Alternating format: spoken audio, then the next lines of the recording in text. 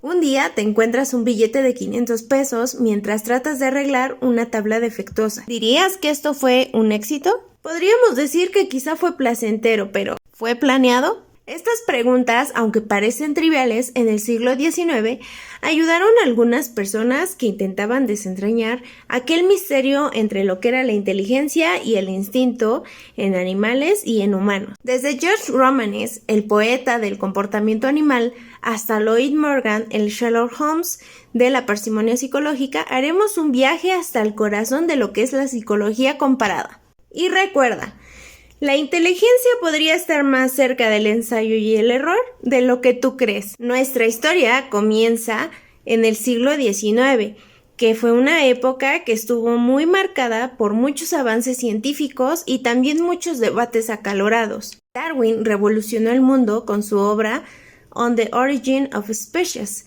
pero la pregunta que quedó en el aire fue: ¿cómo evolucionó la mente y la conducta? Aquí entran en escena figuras como Romanes y Morgan, quienes ofrecieron algunas respuestas que fueron diferentes, aunque igualmente fascinantes. Romanes veía la evolución mental como un espejo de la evolución orgánica, organizando una jerarquía de capacidades mentales que iban desde lo más simple, como podían ser los reflejos básicos, hasta lo más complejo, como el razonamiento humano. Por ejemplo, situaba a los insectos en niveles más bajos y a los mamíferos superiores en escalones más altos, basándose en sus observaciones del comportamiento.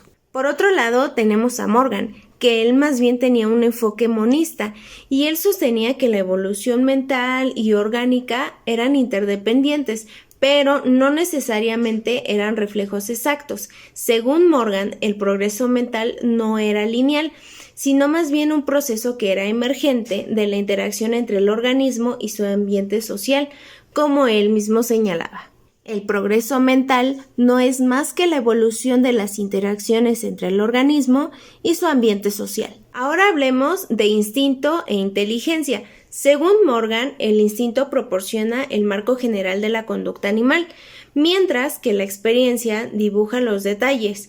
Por ejemplo, los pollitos necesitan contacto accidental con el agua para aprender a beber a pesar de millones de años de evolución. Esto llevó a Morgan a rechazar el marxismo y abrazar más bien lo que es la selección natural como única base del instinto. No existe presión para seleccionar tal reacción instintiva. El medio asegura el contacto accidental con el agua. Y aquí tenemos otra pregunta. ¿Qué pasa con la imitación?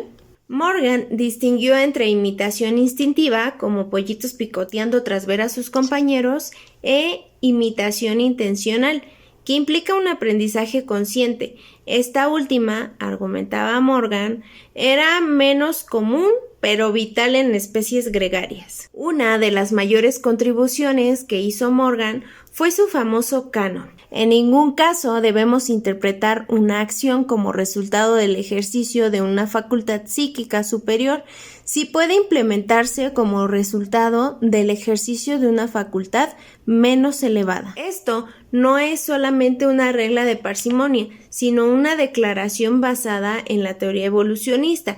Si un proceso más simple explica la conducta, no hay necesidad de postular uno complejo. Morgan rechazó la idea de que los perros podían comprender aquellas normas morales o principios geométricos como la cuerda más corta.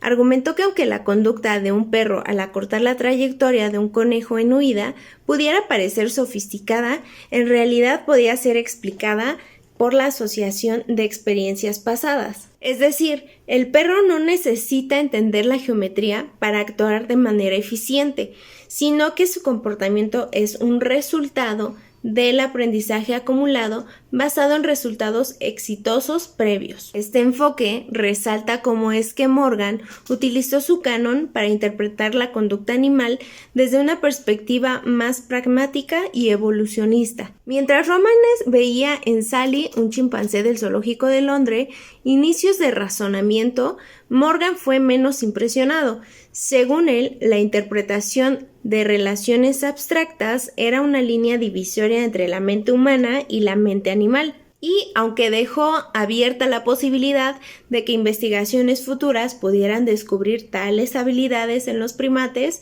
mantuvo su escepticismo. Cuando se alcanza un pensamiento conceptual, entran en escena esos súbitos insights, tan difíciles de explicar desde una psicología basada en un puro asociacionismo. Galton llevó a la psicología a un terreno más cuantitativo. Desde medir tiempos de reacción hasta calcular correlaciones, su trabajo sentó las bases para la psicometría moderna. Pero su legado también está marcado por su defensa de la eugenesia, una idea que hoy condenamos, pero que en su tiempo marcó debates sobre la herencia y la inteligencia. Así, de Romanes a Morgan y de Morgan a Galton, hemos recorrido una era de exploraciones que definieron cómo entendemos la mente y la conducta. Volvamos al billete de 500 pesos. Imagina que encuentras otro mientras intentas levantar otra segunda tabla. Esta vez recuerdas tu experiencia previa y actúas con intención, buscando más billetes. ¿Y los billetes? Y es aquí en donde nos podemos hacer otra pregunta. ¿Es este éxito simplemente el resultado de repetir una conducta placentera o hemos añadido un nivel de inteligencia al anticipar el resultado? Este sencillo ejemplo encapsula el debate entre lo que es el aprendizaje por ensayo y por error y la capacidad de anticipación consciente. ¿Es nuestra inteligencia un reflejo de la evolución o más bien es el resultado de nuestras experiencias? La ciencia avanza no solo con respuestas, sino con preguntas que nos desafían a mirar más allá.